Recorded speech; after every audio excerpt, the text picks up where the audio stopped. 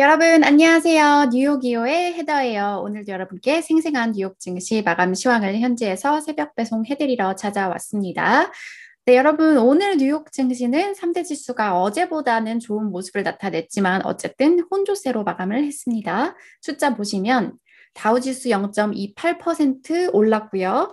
S&P도 0.07% 올랐고 나스닥은 요즘에 힘을 못 쓰고 있네요. 0.37% 하락하면서 마감을 했습니다. 이날에는 사실 경제 지표들도 역시나 계속 좋았고 실적들도 좋은데도 그거에 비해서는 증시가 좀 부진한 모습을 보였는데요. 아무래도 이제 어제 옐런 의장의 발언 이런 것들을 좀 소화하는 그런 모습이 계속 나타나고 있는 것 같고요. 그리고 오늘은 또 흥미로웠던 게 이 어제 옐런 의장의 그 발언을 좀 의식해서 그런 걸까요? 연준 위원들 사이에서 계속해서 인플레이션은 아직 문제가 아니다. 이런 발언들이 그야말로 쏟아졌는데요. 그 중에서도 이제 클라리다 연준 부의장의 발언을 제가 기사로 가지고 와봤습니다. 함께 살펴보시죠. 네, 오늘은 블룸버그 기사로 살펴볼 텐데요. 자, 연준의 이제 매파였던 사람이 인플레이션 우려를 이제 크게 우려하지 않는다는 그런 연준의 코러스에 참가했다. 그러니까 이제 다른 연준 의원들의 그런 의견에 동참했다. 이런 제목이고요. 미국의 인플레이션은 정례 없는 정부 지출에도 불구하고 unlikely to get out of control. 통제 불가능 그런 상황이 되지 않을 것이다 라고 말을 했는데요. 누가 말했냐면 리차드 클라리다 연준 부의장의 발언이고요. 이게 CNBC와의 인터뷰인데 CNBC 갔더니 이 동영상만 있고 기사가 없어서 동영상을 보고 이 기사로 전달을 해드린대요.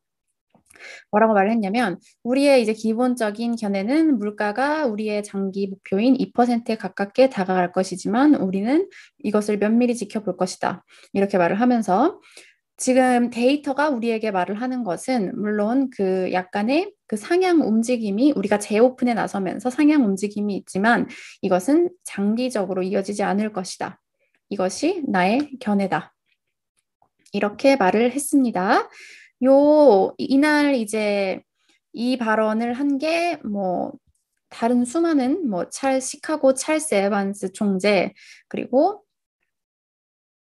특히 찰스 에반스 총재 같은 경우에는 예전에는 더 매파적이었는데 이런 말을 했고요. 그리고 에릭 로젠그램 보스턴 연은 총재, 클리브랜드의 로레타 메스터 총재까지 똑같이 이런 말을 한 건데요.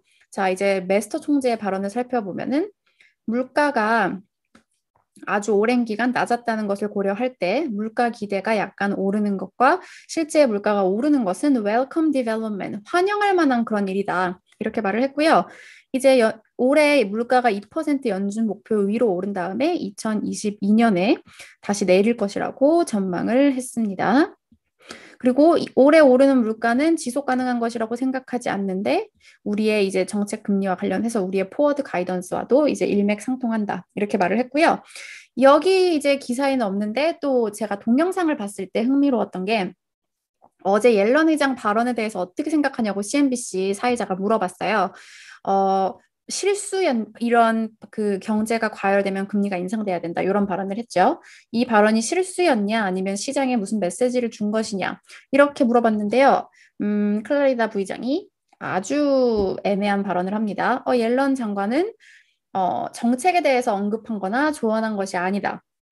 이렇게 말을 하면서 쏙 피해가는 그런 모습을 보였고요. 그리고 또 이제 사회자가 또 물어본 게 경제 과열이라는 overheating이라는 단어를 썼는데 그거에 대해서 어떻게 생각하냐 이렇게 물어보니까 물론 뭐 백신 때문에 경제가 오버히팅 될 수도 있지만 뭐 백신을 꺼리는 사람들이 또 많아지면은 그 백신을 많이 안 맞는 그런 뭐 오히려 그런 위험이 있을 수도 있다 이렇게 말을 하면서 네, 크게 우려하지 않는다는 식으로 또 피해가는 모습이었고요.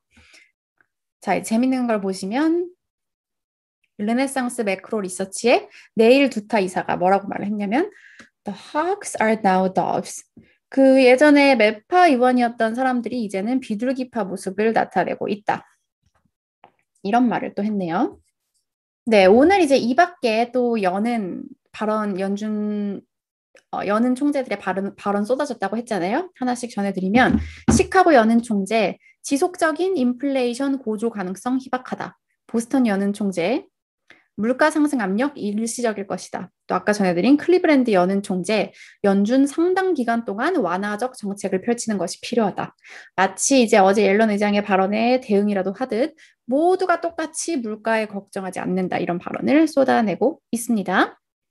네, 오늘 이제 뭐 지표들도 괜찮게 나왔고 실적도 다 좋게 나왔는데요. 그 종목별 서식을 전해드리면 GM 제너럴 모터스가 우수한 실적에 4% 올랐고요.